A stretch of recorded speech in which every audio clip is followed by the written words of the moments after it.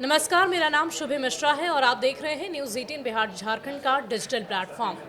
पूरे उत्तर भारत में इस वक्त कड़ाके की ठंड पड़ रही है, जिसकी वजह से आम जनजीवन अस्त व्यस्त हो चुका है। इतना ही नहीं, ये अस्त व्यस्तता यातायात के साधनों में भी देखी जा रही है। चाहे वो ट्रेन हो, फ्लाइट हो या सड़क के वाहन, हर जगह इसका असर देखा जा रहा है। ट्रेनें लेट लतीफ़ चल रही तो वहीं फ्लाइट्स को रद्द किया जा रहा है। कई दफ़ा ऐसा देखा जाता है कि यात्रियों को इससे खास तौर पर परेशानी झेलनी पड़ती है। कई बार फ्लाइट्स लेट होती हैं, लेकिन बावजूद इसकी जानकारी यात्रियों को नहीं दी जाती, जिससे यात्री परेशान हो जाते हैं। घने कोहरे में उड़ान भरना संभव नहीं होता है या उड़ान भरी हुई फ्लाइटें भी रद्द हो जाती है और इसकी वजह से एयरपोर्ट पर लंबा इंतजार यात्रियों को करना पड़ता है। अब उन यात्रियों के लिए ये बहुत ही खास जानकारी मैं आप तक पहुंचा रही हूं, जो फ्लाइट से अक्सर सफ़र करते हैं और परेशानी उन्हें इस वजह से होती है कि फ्लाइटें रद्द कर दी जाती है और उसकी जानकारी उन्हें नहीं होती। तो आपको बता दें कि उड़ान मंत्रालय की तरफ से इस बात की जानकारी दी गई है कि अब ऐसा नहीं होगा। विमान कंपनियों को इसकी जानकारी तुरंत ही देनी होगी। 90 मिनट से ज़्यादा किसी भी यात्री को एयरपोर्ट पर इंतज़ार नहीं करवाना है, ऐसे निर्देश दिए गए हैं। क्या है पूरी खबर, आपको विस्तार से बताते हैं। उत्तर भारत के अधिकांश हिस्सों में कोहरा घना होने से इस क्षेत्र में विमान सेवाएं भी प्रभावित होनी शुरू हो गई है।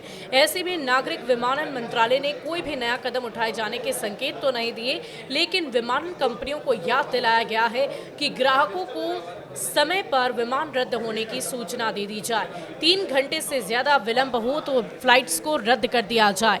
विलंब हो रहे विमान में यात्रियों को 90 मिनट से ज्यादा देर तक नहीं बैठाने के निर्देश खास तौर पर दिए गए हैं। वैसे ये सवाल अहम है कि 3 घंटे पहले उड़ान रद्द करने से यात्रियों को कैसी सुविधा मिलेगी, क्योंकि यात्री काफी वक्त पहले घर से निकल पड़ता है। विमानन कंपनियों को वैकल्पिक व्यवस्था करने के लिए भी नहीं कहा गया। अधिकारियों का ये कहना है कि इन निर्देशों से कोहरे से विलंब होने की मूल समस्या का समाधान नहीं होगा, लेकिन यात्रियों को समय रहते जानकारी मिलने से उनकी समस्या कम जरूर हो सकती है। अधिकारियों का मानना है कि किसी भी उड़ान को 3 घंटे से पहले रद्द करना सही नहीं रहता। कई बार ऐसा देखा जाता है कि कोहरे 2-3 घंटे में छट जाते हैं। उड़ानों को चालू करना आसान हो जाता है, साथ ही पूरे उड़ान क्षेत्र की अर्थव्यवस्था का भी ख्याल रखना पड़ता है। नागरिक विमानन मंत्रालय का कहना है कि कोहरे की समस्या से उड़ान सेवाओं के प्रभावित होने की घटनाओं को कम से कम करने के लिए पिछले 2 महीने से संबंधित नागरिक उड्डयन महानिदेशक, DGCA, नागरिक उड्डयन सुरक्षा ब्यूरो, BCCAS, एयरपोर्ट प्राधिकरण, AI, मौसम विभाग, IMD और सुरक्षा एजेंसी CISF के प्रतिनिधित्व शामिल होते हैं। उड्डयन मंत्रालय ने कहा है कि इन सभी विभागों के आपसी सामंजस्य से ही विमान सेवाओं को सुचारू तौर पर चलाया जा सकता है। इस क्रम में सभी उड्डयन कंपनियों को कहा गया है कि उड़ानों के प्रभावित होने या रद्द होने को लेकर ग्राहकों को पूरी पारदर्शिता के साथ सूचना देना सबसे महत्वपूर्ण है। विमानन कंपनी और एजेंटों को ग्राहकों से मोबाइल नंबर लेने के लिए कहा गया है। बैठक में IMD की तरफ से बताया गया है कि वो इस बात का पूरा ध्यान रखते हैं कि मौसम की जानकारी देने संबंधित जो भी प्रौद्योगिकी है वो सही तरीके से काम करें। इससे सही सूचना को साझा किया जा सकेगा और उसके हिसाब से कंपनियां कदम उठा सकेंगी।